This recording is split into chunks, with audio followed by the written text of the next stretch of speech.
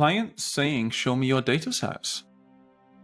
Just like, there's some enormous contractors in the US. I'd just be like, you've got an entire division dedicated to oil and gas. Literally, I want to see the data set for the last 200 projects you delivered. I just want the raw, and I'm going to evaluate that. And like that level of transparency and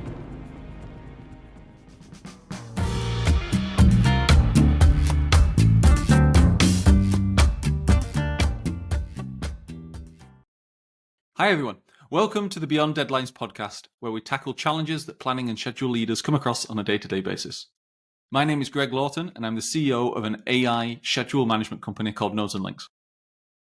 My name is Micah Pipo. I'm a planning and scheduling manager for Intel. Each podcast is designed to give you strategies and tactics that you can implement right away. And today, we're going to have a bit of a random episode because Micah and I were having a discussion before this of just a bunch of stuff we're interested in. So we're going to kick off with a couple of topics and see how it lands. Okay? Micah, first topic, please. Let's dive into contracts, winning business, bids. I don't think we really cover all that much on the show. And just anything interesting on your side of the fence that you're saying that people would be interested to learn about. Well, I'm seeing a first of all, I'll say the different kinds of winning business in the industry. So you've fundamentally, in my eyes, you've got two kinds of people: the people who respond to bids and the people who don't bid. So most often the claim management companies don't bid. You go to them because your back's against the wall. So, if you put out a tender, can you please bid to provide claim? They're not going to respond. And also the companies that provide a product. So there's some contractors that do the build all the way into operation and then sell the final asset. They don't bid. But I can't think of another example in between. Everyone else bids, and all of the bids are generally, show me you have capabilities in sustainability. We have capabilities in sustainability. It's a repetition of the answer. But the thing that I think is really, really interesting that is possible right now, and I tried it with a couple of my friends just messing around in the company. Right now, it costs about 1 to 5% of the value of a project to bid it properly. So to sit there and do all of 1 to 5%. Yeah. If you're in defense, it can be like 5 to 7%. If you're doing full, you're mocking up a fighter jet and this kind of stuff. Oh, okay. I thought you were talking complex projects. Yeah. Well, I was thinking you were talking about putting together the piece of paper, the fake schedule and cost piece of it, and putting everyone's fancy faces on a presentation. Like, how does that cost 5 to 7%? No, that I'd be like, this is like big project, but if you're bidding a consultancy job, if you're doing a 100 million consultancy job, I'd expect you to spend 250 $500,000 on that just in people's time minimum, maybe $1 million, that kind of thing. But the thing that I'm seeing here that's really interesting, generative AI breaking that model. Right now, companies are constrained because it costs money to bid and people to bid. So they can't bid on infinite things. So they have to pick the things they bid on. And every senior manager I've seen that walks into some kind of senior job, one of their first things is, we're going to become even more focused on what we bid on. Cool. How about the opposite, where I train an AI model on every single bid that we've ever won and lost, show it every single project that we've made money on and don't, and just have it write the initial bids for every single project that every client puts out across every continent this year. So I would go in and refine your model a little bit, because I think there is a difference. If you start including some of the data sets you mentioned, there's a difference between winning the bid and then knowing how much money you'll make on the bid. Mm-hmm. To me, bids are still a little bit more, the fluffy, jazzy stuff where You do it's a sales pitch essentially, and you have some numbers to back it up. You just want to make sure your numbers are giving you a big enough margin that you're going to be successful. But I would also want that jazzy sales pitch, and then I probably wouldn't be revealing my numbers all that much. I don't know. Potentially, I just think it it's a super interesting time because the limits of capacity and the limits of cost that once existed in professional labor are starting to fall away. So, we've talked on other episodes about, productization and automation in scheduling. We're generalizing it to project management and bidding here. Yeah, I'd be looking at this. There's actually a venture capitalist I know recently actually put something like 10 million into a company that automates bidding for, I forget which industry.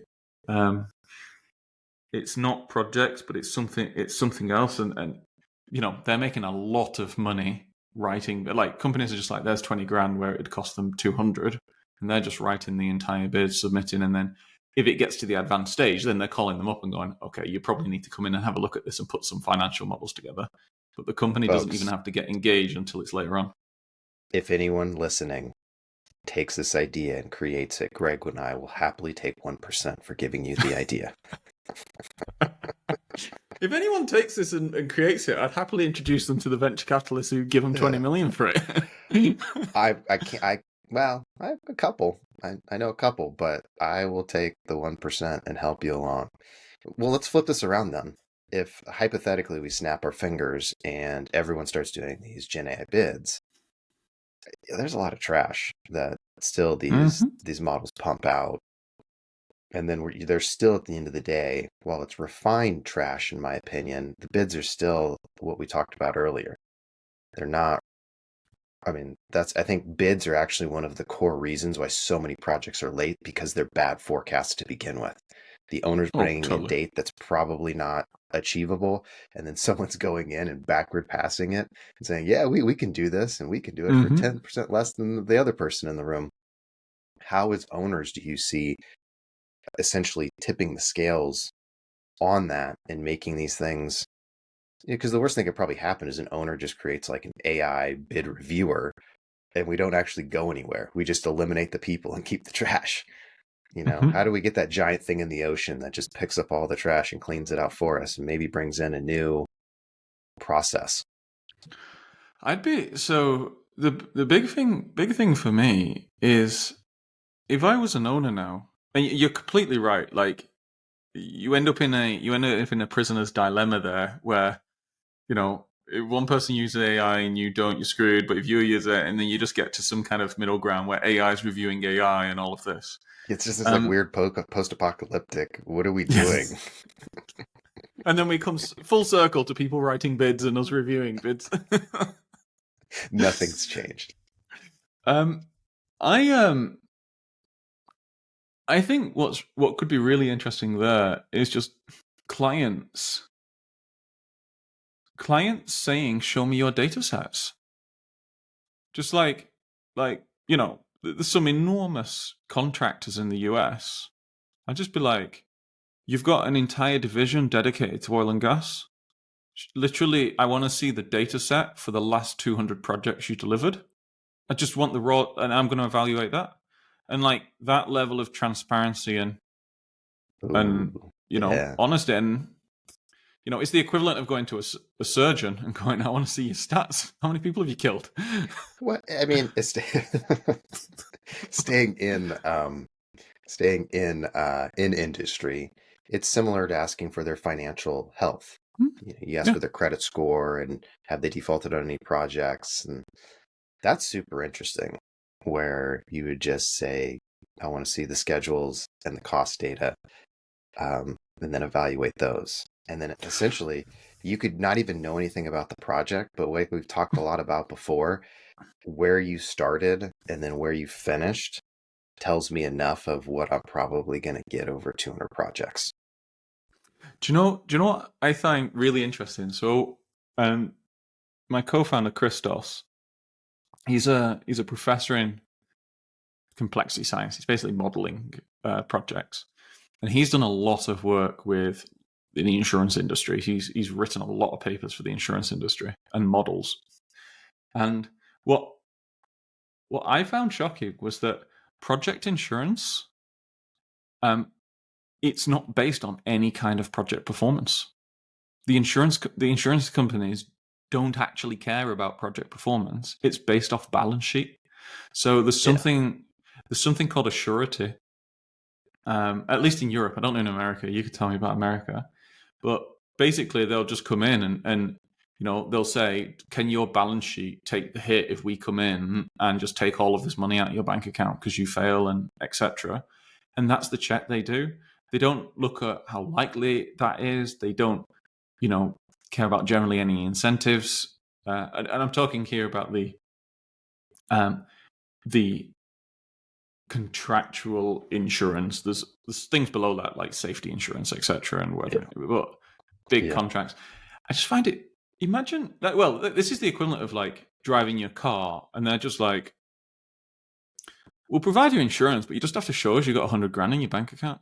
I don't really care if you're a good driver or not, or you've claimed or not. Like you've killed a couple of. I don't really care. Just make sure you have money there, so if you crash, we can take it. I'm not really sure with you in the murder analogies today. Are you doing okay, Greg? Do we need to talk about anything? I'm a bit tired today. Do you need to go hit the gym or something? I think that's the second one in the last couple minutes. Let's see if I can get a third out. Yeah. No, I think that's super interesting, and I think we're going to see a lot of changes coming in the future.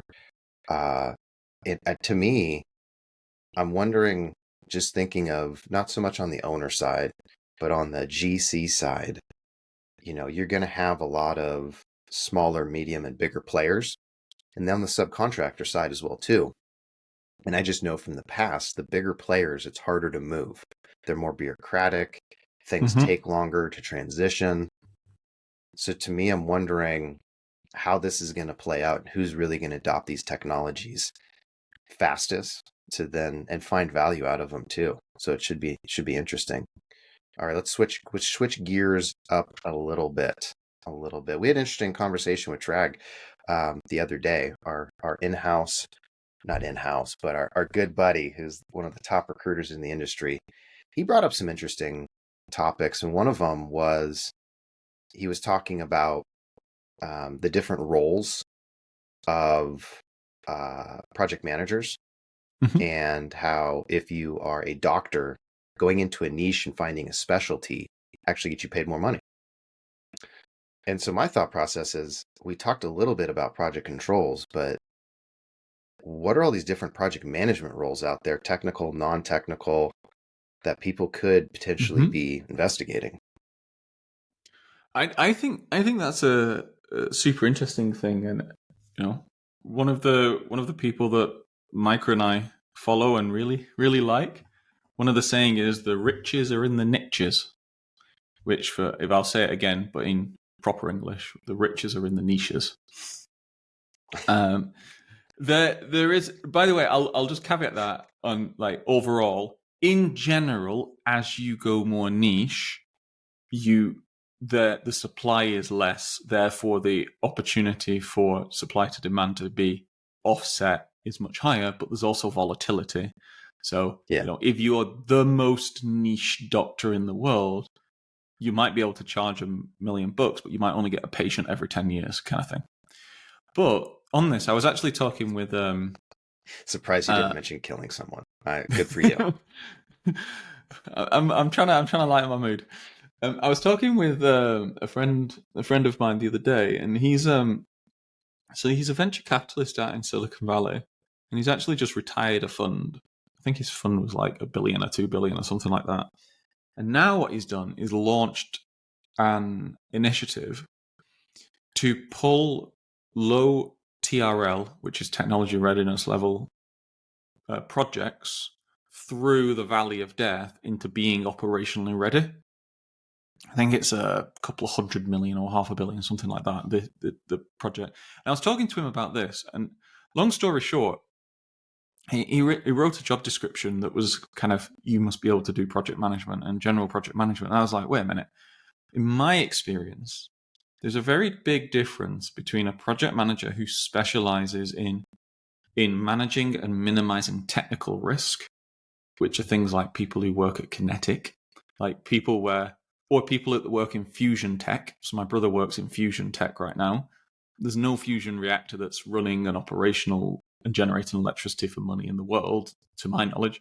So it's unproven technology. So you're just trying to get through milestones. The second one is commercial risk, where you're just outsourcing and managing a massive supply chain. That's very much government organizations. And the third one is operational risk, where your company is actually doing the doing and you're liaising with people and trying to, understand scheduling and profiling and shift patterns and all of that. I And would I'd say say that those three are very different beasts. Yeah, and the third one is the one I have the most familiarity about, and even that tree has a zillion branches in it. Mm-hmm. I mean, you can be a project manager of commissioning. You can be a project manager of this electrical system. You can be a project manager of HVAC. I mean, the specialty even within that third branch is endless, and so to me, super interesting. Tell me a little bit more about the first two, though, because that's the one I'm a little less experienced in.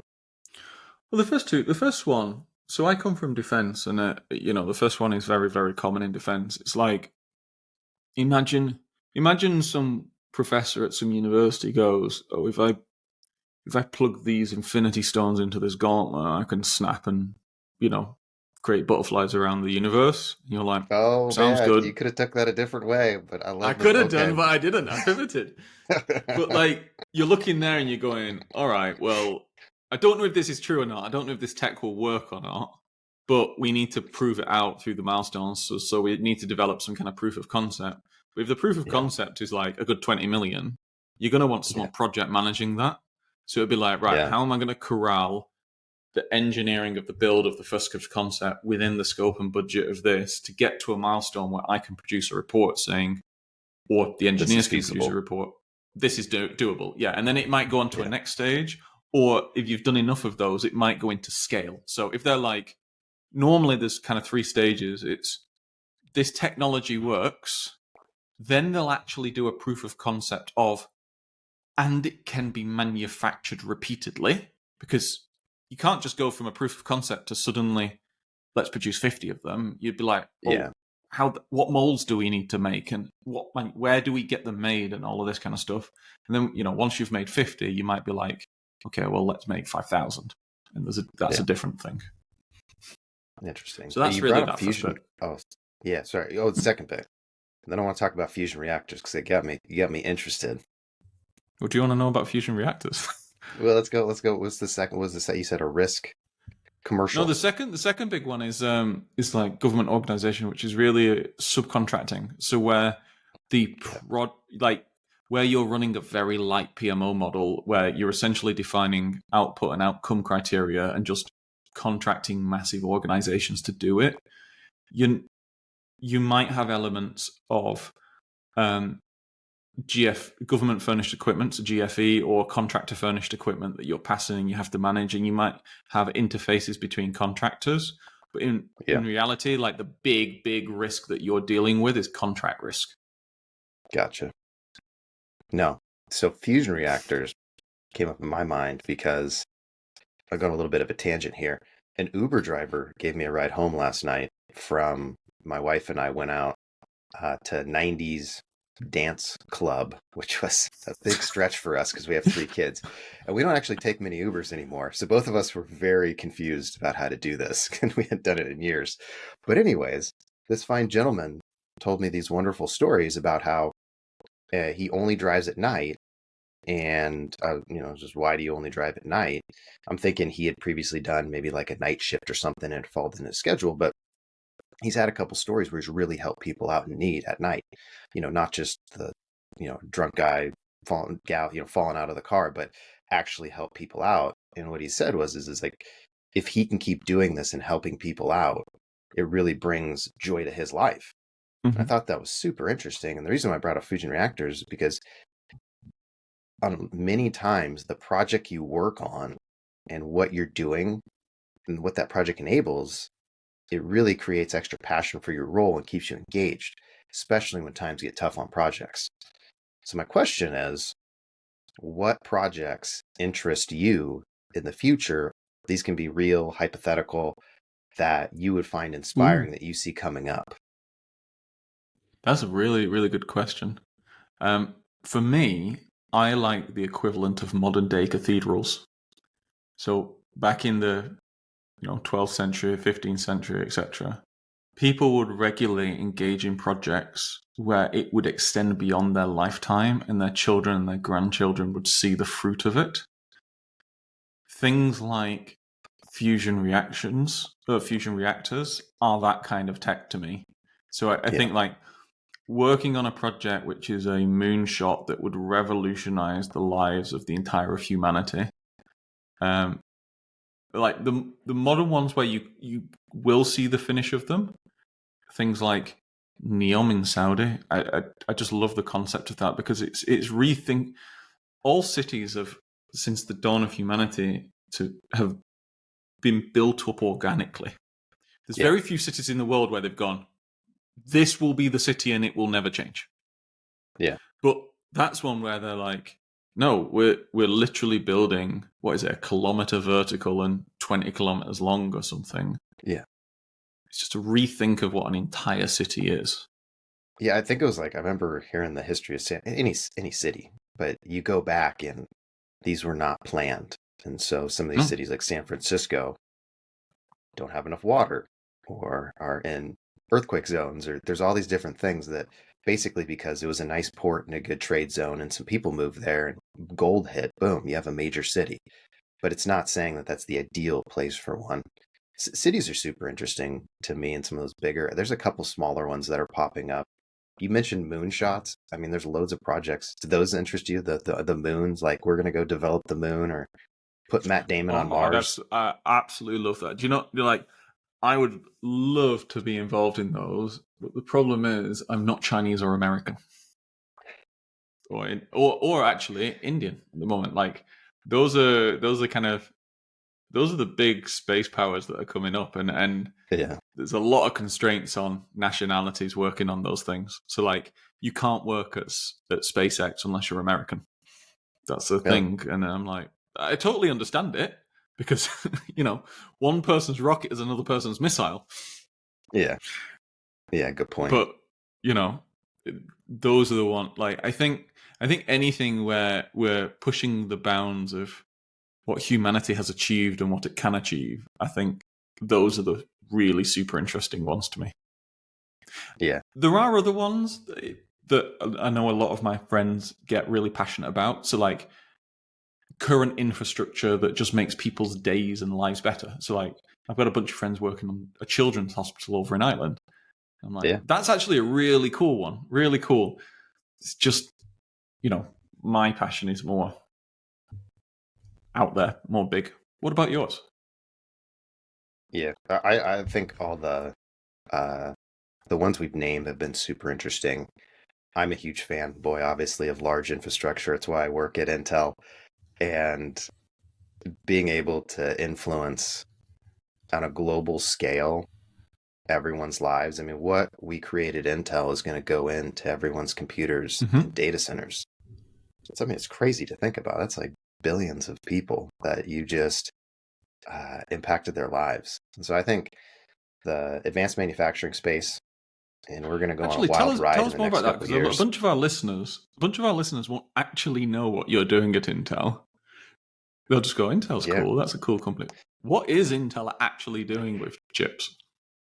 yeah, we're making loads of them. Yes.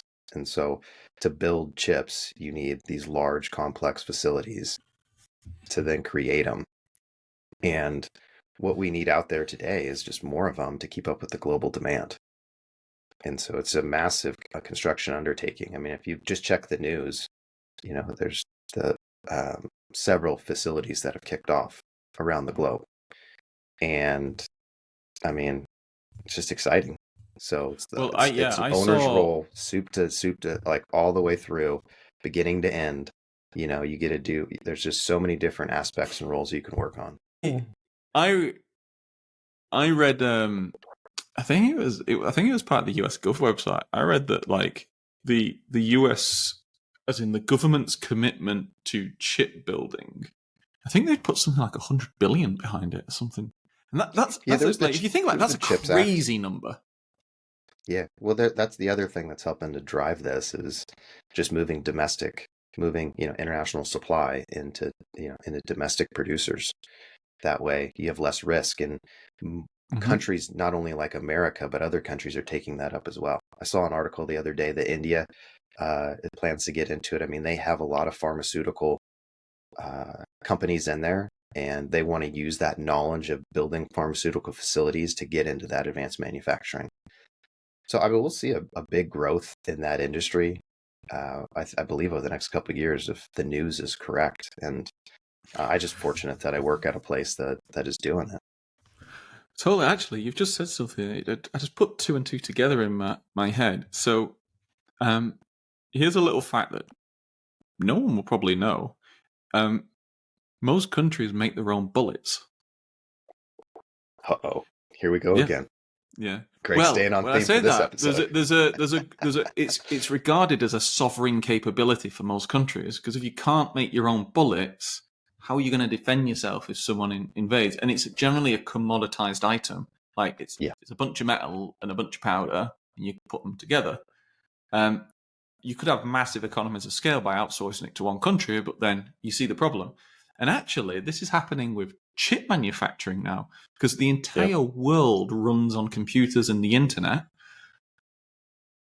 Different countries are wanting chip manufacturing happening inside their country. So America, Britain, etc. The same thing with artificial intelligence hosting, so the big data Yeah. centers, and the same thing with internet hosting. So actually, I went to Cornwall, which is on the south coast of England, and you can actually see the underwater internet cables come inshore into the big. These things, enormous Those things. are really cool. Those are really cool Yeah, projects. crazy. Like countries basically want internet nodes in their country because then they control the internet in their country. So you could probably guess which countries have nodes Yeah. by Well, I got to which work on a countries are couple of them at controlling the Google. internet.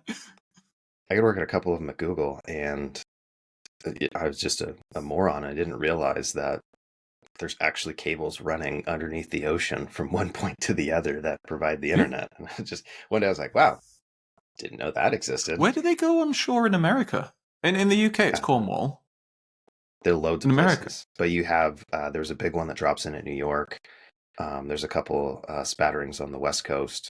I think I want to say LA, but you can go look up a map. Maybe I'll try and find one in the show notes. There's literally maps of these things that show where they all go.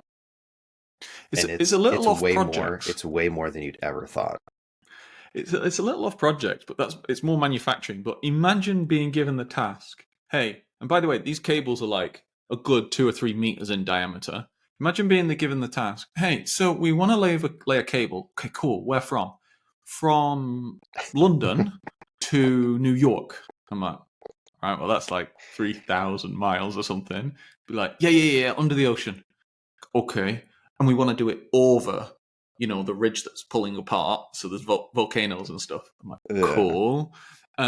Please build me that cable. Like, I'd be like, what? How Yeah, much? How much rubber? I don't know if they're made of rubber. I have no idea.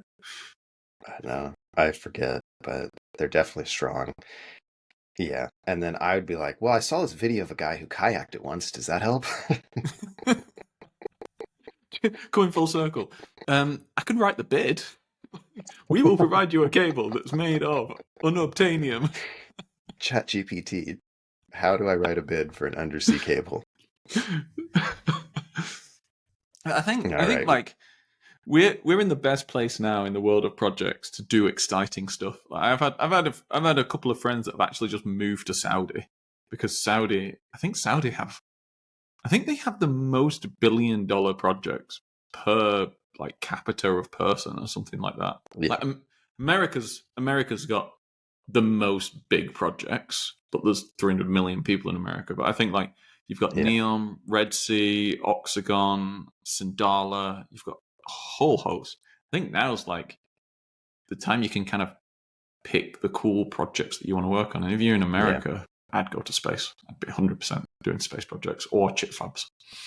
I like my feet on the ground. Well, live a little. You went dancing last night. Push it out even more. Yeah, well, my feet are sore now because I'm old. Anybody got any recommendations that aren't Skechers for shoes for people with old feet? Let me know. Put it in the comments. All right, Greg, we should wrap this one up. We should. Okay. Thank you, everyone, for listening. Tell us if you like this kind of format and what you'd like us to discuss in the world of projects. Of course, if you're loving it, Mike and I do this on a Sunday for the fun of it. It helps if you share it with a friend or a colleague you think might find it interesting. And thank you for watching. Have a wonderful week, and we'll see you next time.